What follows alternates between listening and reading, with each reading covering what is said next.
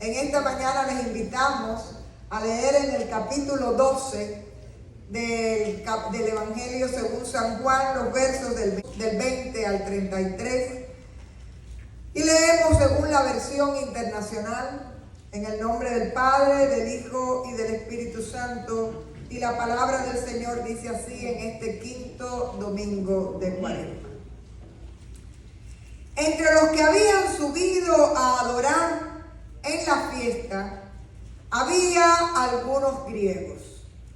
Estos se acercaron, que era de Betsaida de Galilea, y le pidieron: Señor, queremos ver a Jesús. Felipe fue a decírselo a Andrés, y ambos fueron a decírselo a Jesús. Ha llegado la hora de que el Hijo del Hombre sea glorificado, afirmó Jesús. Les aseguro que si la semilla de trigo no cae en tierra y muere, se queda solo. Pero si muere, produce mucho fruto. El que ama su vida, la pierde. En cambio, el que aborrece su vida en este mundo, la conserva para la vida eterna. Quien quiera servirme, debe seguirme. Y donde yo esté, allí también estará mi siervo. Y quien me sirva, mi Padre lo honrará. Ahora, mi alma está angustiada.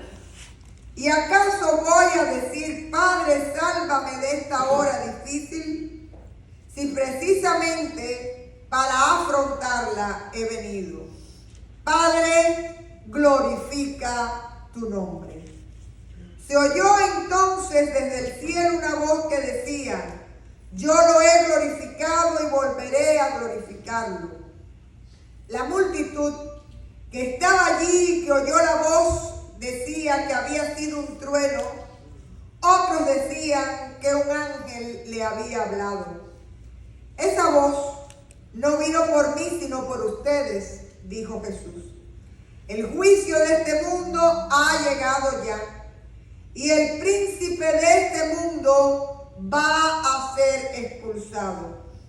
Pero yo, cuando sea levantado de la tierra, atraeré a todos a mí mismo. Con esto daba Jesús a entender de qué manera iba a morir. Esto es palabra de Dios. Vamos. Hermanos, yo conozco que algunos de ustedes tienen una predilección especial por sembrar matas y cultivar en sus casas. No es mi caso. En mi caso, los árboles que tengo han sido heredados. Y trato de salvar algunos que son míos, pero no tengo lo que diría un buen cubano, no tengo buena mano. Ustedes saben de qué se refiere cuando dice no tiene buena mano.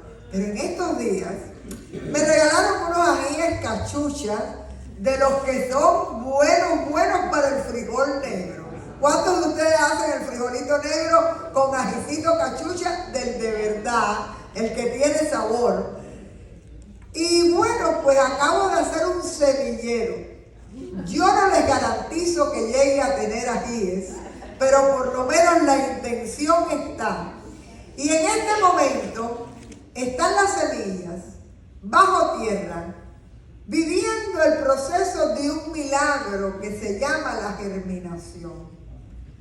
Una cosa que no podemos ver, pero que sencillamente es un misterio y es un milagro, porque de esa semilla va a salir una planta. Que yo la cuide lo suficiente para que también tengamos ajíes, ya les contaré.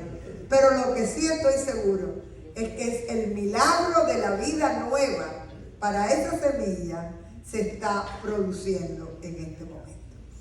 El texto que tenemos hoy nos vuelve a traer una imagen, y en estos domingos de Cuaresma hemos estado hablando de diferentes imágenes. Y en esta mañana la imagen es la del grano de trigo. Y yo estoy segura que ninguno de nosotros ha visto nunca cómo germina un grano de trigo.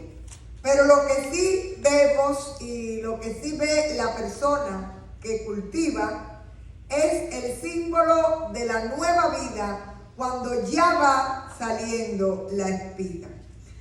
Lo más cercano a la germinación que nosotros podemos haber visto, puede ser que usted esto lo remonte a su primaria y a su escuela.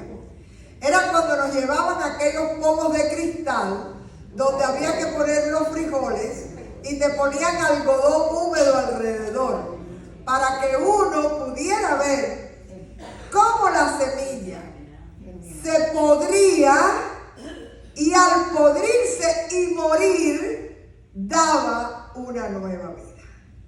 Todo un milagro, porque todo ese milagro sucede generalmente debajo de la tierra y no se puede ver.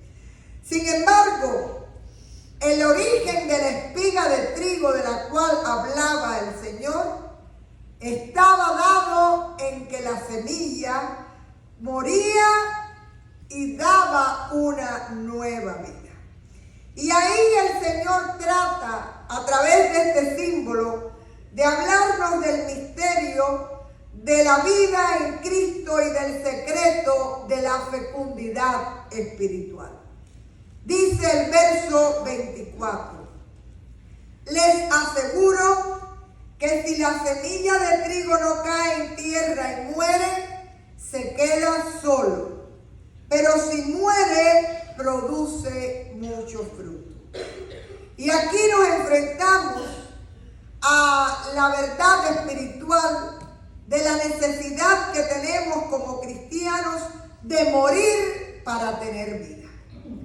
Cada uno de nosotros al nacer, nace en su naturaleza carnal, en su naturaleza de pecado, y para que pueda Cristo reinar en nosotros, tenemos que estar dispuestos a morir a nuestro yo, a nuestro egoísmo, para dejar que Cristo viva en nosotros. Y gracias a poder aceptar el amor de Dios y el sacrificio de Cristo, entonces nosotros nos podemos hacer como Jesús, quien se dio por nosotros, y así nosotros, dándonos a otros en amor, podemos fructificar como Cristo lo hizo con nosotros. Así que, de alguna manera, esta imagen nos habla de la importancia de dejar huellas en nuestro caminar. Y esas huellas no son otra cosa que dejando huellas de bien y de amor en la vida de otras personas que nos rodean. Y lo más importante que hay en medio de esta enseñanza es que cuando nosotros nos damos, y nos damos por amor y en servicio como Cristo se dio, usted se multiplica y usted deja vida en medio de aquellos que le rodean. Una semilla que se guarda no tiene valor. Sencillamente es una semilla. Los buenos agricultores dicen que cuando pasa un tiempo, ya la semilla ni siquiera sirve para sembrar. Se echa a perder. Pero también muchas veces las semillas son utilizadas para que los animales coman. Y ahí se termina su historia. Y una vez yo escuché esta frase: tú sabes cuántas semillas tiene un fruto, pero tú no sabes cuántos frutos pueden salir de una semilla. Yo heredé en mi casa una mata de mameyes que es inmensa, con una sombra extraordinaria, y muchas veces incluso se pierden de lo alta que es, porque cuando caen, ya caen reventados. Además de que tenemos unas vecinas que se llaman las ardillas, que antes que caigan, ya ellas empiezan a hacer su labor. Pero yo pienso que la persona que sembró esa mata, cuando puso aquella semilla, nunca se pudo imaginar la cantidad de frutos a través de generaciones que ha dado ese árbol y ya esa persona no está. Incluso ya la familia que vive en esa casa no es ni la familia de él, pero todavía hay frutos por aquella semilla que una vez una persona sembró para que viviera el milagro de la germinación y de convertirse en un árbol después de morir y podrirse en la tierra. Así que de esta manera también podemos ver nuestra vida espiritual. Y esta es la verdad que nos trae el Evangelio de hoy. Darse significa que como el trigo, nosotros tenemos que dejar morir nuestro yo en las manos de Jesucristo nuestro Señor. Caer en esa tierra de amor, podrirnos a nuestra naturaleza y poderle y darle a nuestra vida un sentido conforme al sentido y al propósito que Dios tuvo para cada una de nuestras vidas. Nadie puede darse en comodidad. Nadie puede darse sin que le cueste nada. Usted tiene que aprender a arrancar cosas que puede que le gusten, pero que no son de bendición. Usted tiene que aprender a que hay un costo espiritual en también seguir a Cristo. Sin embargo, somos una generación que vive con demasiadas comodidades. En estos días, mi esposo puso una serie de alguien que va viajando por el mundo tratando de encontrar los países donde las personas son más felices. Y nosotros nos asombraríamos de ver lo que hace feliz a algunas personas. Lo que hace feliz a las personas en esos lugares es comer de lo que ellos producen, es estar en contacto con la naturaleza, es disfrutar de la familia y cosas que para nosotros son parte de la vida, pero usted en su lista de la felicidad pone unos cuantos detalles más. El celular, el carro, la casa, la ropa, el zapato, la marca, la comida, en fin. Y a veces nos damos cuenta que somos una generación que de tanta comodidad que tenemos nos cuesta más que a nadie el sufrimiento. Y sobre todo las generaciones más jóvenes no están preparados para sufrir. No son capaces de resistir el sufrimiento en cosas pequeñas, en cosas insignificantes, y a veces sobredimensionamos nuestro dolor porque no estamos preparados para el sufrimiento de tanta comodidad que vivimos. Hace un tiempo yo leía una entrevista que le hacían a un español y él decía: para mí la generación que nos crió fue todo un ejemplo. Fueron gente que salieron de la guerra, fueron gente que vivieron en pobreza, pero eran gente comprometida con la familia, con el trabajo, con la responsabilidad. Sin embargo, estamos creando sociedades de gente que vive como merengues y que todo les molesta y que no están preparados para el sufrimiento que trae la vida. Sin embargo, ser testigos de Cristo en la vida diaria implica esfuerzo diario, implica que nosotros tengamos que luchar en el día a día, implica que tengamos que dejar parte de aquello que nos gusta o que nos identifica, pero sencillamente que no le agrada a Dios. Implica que usted tiene que vivir en función de aquellos que le rodean y que usted tiene que preocuparse de, comenzando por su hogar y por los lugares en los cuales usted tiene relaciones, la gente pueda vivir más en paz, más a gusto, y usted pueda ayudar a traer un poco de felicidad a este mundo. Porque ahí es donde estamos nosotros como testigos de Jesucristo Cristo haciendo la diferencia. Cuando usted se entrega auténticamente, cuando usted se entrega en fidelidad, cuando usted entrega su corazón y lo pone a disposición de los demás, cada uno de nosotros tiene que preguntarse: Señor, ¿cómo puedo yo entregarme más? ¿Y qué significa que yo me entregue a los demás? Y yo siempre que hablo de la entrega, hago una observación. La palabra te dice: ama a tu prójimo como a ti mismo. Uno tiene que entregarse sin dejarse de amar. Porque usted sencillamente, esta entrega es en el amor de Cristo y con la dignidad de Cristo. Nadie merece ser vejado porque se entregue, ni no ser respetado porque ame. Amén.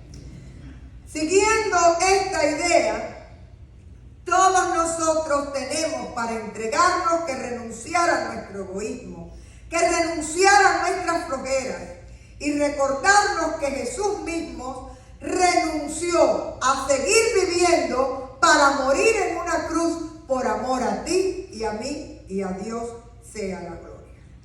Jesucristo nos dice el Evangelio que todo aquel que le busca realmente acabará como Pablo diciendo: ya no vivo yo, mas vive Cristo en mí. Y no es que usted esté viviendo una vida que no desee vivir, sino que Cristo va moldeando tu vida conforme a su propósito y conforme a su voluntad. Y al final tú quieres lo que Cristo quiere para ti. Amén. Eso quiere decir crecer en la fe. Eso quiere decir salirnos de nuestro propio egoísmo y perdernos en el amor de Cristo. Y un cristiano que viva para sí, que no le interese a los demás, que solo busque su bienestar, siempre va a ser un cristiano sin fruto, una semilla que no germina y que no produce nada. Sin embargo, Dios a cada uno de nosotros nos va a dar la semilla y somos nosotros los que nos toca sembrar. Dios te da las cualidades y a ti te toca desarrollarlas. Dios te da el corazón, el interés, la inteligencia, la voluntad, la libertad, la capacidad de amar. Pero el amar o no amar es tu decisión. El entregarte o no entregarte es tu decisión. El ser egoístas o ser generosos depende solo y únicamente de cada uno de nosotros. Y es la generosidad donde el ser humano realmente es feliz. Porque el egoísmo hace auténticamente desgraciado a los seres humanos. ¿Ustedes sabían eso? Las personas que viven más tristes, las personas que viven en mayor depresión, son la gente que solo puede mirarse a ellas mismas y no tienen la visión del propósito que Dios ha puesto en sus vidas de ser bendición a aquellos que les rodean. Aquí hay una persona que no voy a mencionar, pero que ustedes conocen, que en un momento determinado de su vida vivió el dolor más grande que puede vivir una madre. Y esa persona me enseñó en medio de ese dolor que ella se volcó en servicio, en atención, en cuidado a gente que era de la iglesia y gente que no era de la iglesia. Y eso le dio sentido a su vida. Y ella en ese momento fue un grano de trigo que germinó para dar pan y dar bendición y dar vida a través de Jesucristo a muchas personas que le rodearon. Yo pienso que son ejemplos de vida que nos marcan y que nos marcan profundamente porque nos enseñan que el sentido de nuestra vida es ser bendición para otros, como nosotros hemos sido bendecidos por mucha gente a través de nuestro caminar. Amén. Esta imagen de la semilla de trigo, también Pablo la va a usar en 1 Corintios 15, 35, 38 para darnos una seguridad. Y la seguridad no es otra que nosotros, como el grano de trigo, moriremos y resucitaremos en el Señor en un nuevo cuerpo glorificado. Pero la seguridad que te está dando Pablo es que hay vida abundante en esta tierra y eterna por Cristo Jesús. Y que en la resurrección de Cristo también tú y yo tenemos parte. Ahora bien, el segundo punto en este texto, que es un texto bastante denso y que lo vamos a estar trabajando el miércoles en el estudio bíblico con mayor detenimiento, es un tema que hablamos la semana pasada y que aquí continúa. El tema del levantamiento y de la glorificación. Y aquí Jesús lo vuelve a mencionar. Verso 32. Pero yo, cuando sea levantado de la tierra, atraeré a todos a mí mismo. Hermanos, lo primero que dice el texto también es que Satanás va a perder todo su poder cuando Cristo sea levantado en la cruz del Calvario. Y a Dios sea la gloria, porque usted y yo no tenemos que estar en ningún tipo de contienda constantemente. Hay iglesias que predican como si Satanás y Dios estuvieran tratando de ganar terreno constantemente. Satanás existe, pero fue vencido en la cruz del Calvario. Y si usted está cubierto por la cruz de Cristo y por su sangre redentora, no tiene poder en los hijos de Cristo si usted no le da entrada en su vida. Usted lo sabe. Así que este pasaje te dice, y me parece ver la imagen del imán, porque dice, cuando yo sea levantado en tierra, atraeré a todos a mí mismo. Es decir, nos da la seguridad de que porque Cristo vive, nosotros también viviremos. Porque Cristo resucitó, nosotros también resucitaremos. Y nos da la seguridad de que usted tiene entrada en ese abrazo grande y eterno e infinito del amor de Dios para hacernos hijas e hijos de Él. Amén.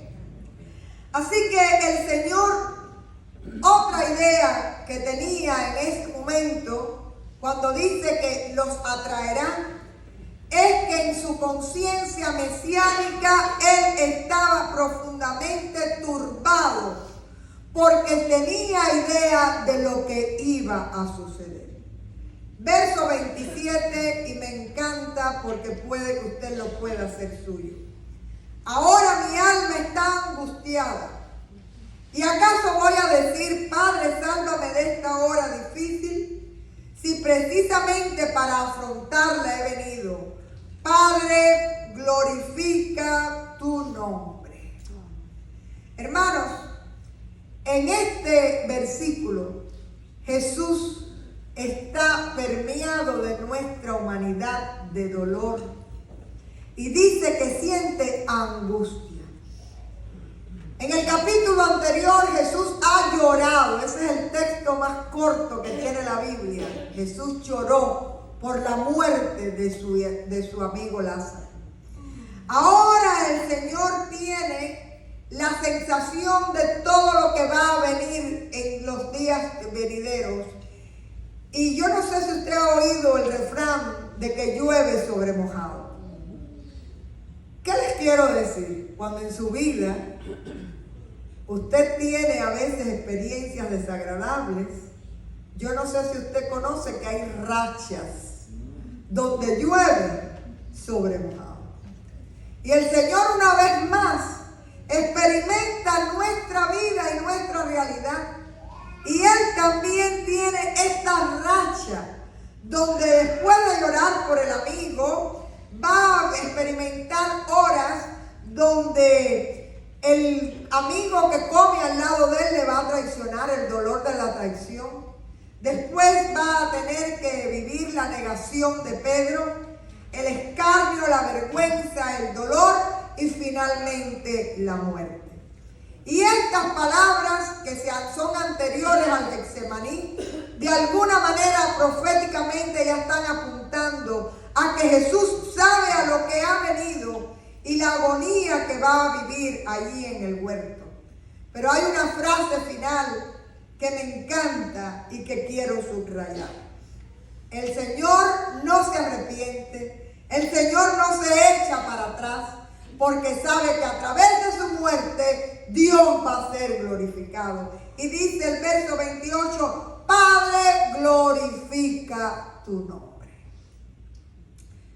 Yo no sé si usted puede, en medio de sus luchas, en medio de sus batallas, en medio de su angustia, porque también tenemos derecho a estar angustiados, decirle, Señor, glorifica tu nombre. Que no sea yo quien te ponga las pautas, que sepa yo escucharte, que sepa yo dejarme guiar y que aquello que estemos viviendo sea para que tu nombre sea glorificado. Y parece un absurdo y una contradicción, porque la manera en que Dios se glorifica en Cristo es permitiendo su muerte y que en ese momento del Calvario la sangre de Cristo nos haga libres a todos nosotros por su amor. Son contradicciones que no podemos entender y es el misterio de la fe el que nos hace aprender a ver la gloria de Dios manifestándose en nuestras vidas, incluso en aquello que no esperamos o en aquello que no comprendemos.